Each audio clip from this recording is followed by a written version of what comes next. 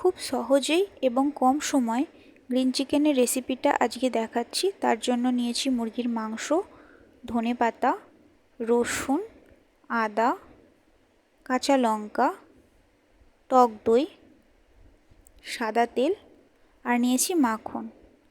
এবার ধনেপাতা, রসুন আর আদাটাকে পেস্ট করে নিচ্ছি।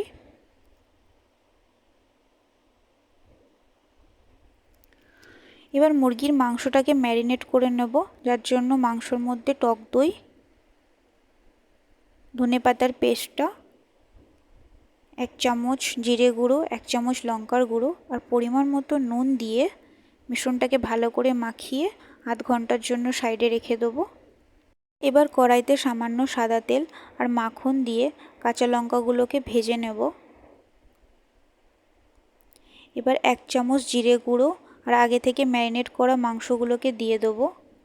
এই রান্নাতে কিন্তু কোনো রকম জল দেওয়ার দরকার নেই, মাংস থেকে নিজস্বই জল বের হবে আর সেই জলেই মাংসটা ভালোভাবে সিদ্ধ হয়ে যাবে। মাংসগুলোকে এরা মাঝে মাঝে ঢেকে ঢেকে ভালো করে সিদ্ধ করে নিতে হবে। কিছুক্ষণ পর সমস্ত জল শুকিয়ে আসবে আর মাংসটা এখানে দেখো রেডি হয়ে গেছে।